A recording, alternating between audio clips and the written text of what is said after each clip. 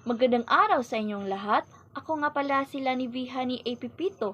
Sa videong ito, ibabahagi ko sa inyo aking nasaliksik tungkol sa ugnayan ng gramatika o balarila at retorika, papel ng gramatika at retorika sa mabisang pagpapahayag at kawastuhang gramatika.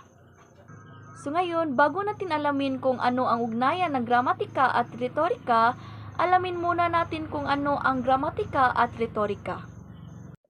Ang gramatika ay nagbibigay kaayusan sa wika, habang ang retorika ay may tungkuling paggandahin at patamisin ang isang pahayag. Ano nga ba ang ugnayan ng gramatika o balarila at retorika?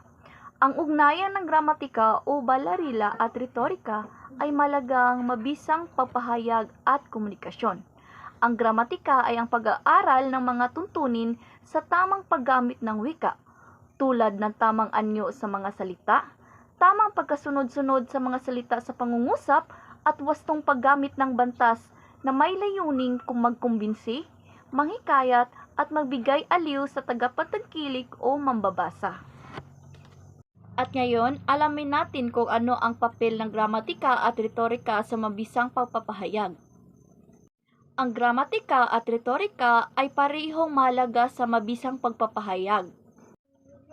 Ang gramatika ay nagtitiyak na ang mensahe ay tama at madaling maunawaan dahil sa wastong pagkabuo ng pangungusap at paggamit ng bantas. Samantala, ang retorika ay nagbibigay ng mensahe ng epekto at bisa gamit ang mga teknik tulad ng tayutay at matatalinghagang wika o salita upang makuha ang atensyon ng mga tagapakinig o mambabasa. Ang mahusay na kombinasyon ng retorika at gramatika ay nagbibigay daan upang maging mas epektibo ang komunikasyon, hindi lamang sa tama, kundi rin maging napakapanabik-tabik at nakakaantig. At ngayon, dumako na naman tayo sa panghuli, ang kawastuhang gramatika. Ang kawastuhang gramatika ay tumutukoy sa pagsunod sa mga patakaran ng tamang paggamit ng wika. Kabilang ang wastong pagkakasunod-sunod ng salita sa pangungusap, tamang anyo ng mga salita at wastong paggamit ng bantas. Ang kawastuhang gramatika ay mahalaga dahil ito ay nagtitiyak na ang komunikasyon ay malinaw at maayos.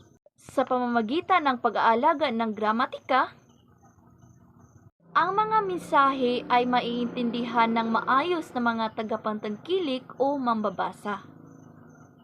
At para maiwasan ang mga hindi pagkakaintindihan na maaring dulot ng maling pagkaayos ng wika o paggamit ng mga salita. Kapag tama ang gramatika, madaling maunawaan ang mensahe at hindi maging sanhi ng kalituhan. At yun lamang po at salamat sa inyong pakikinig.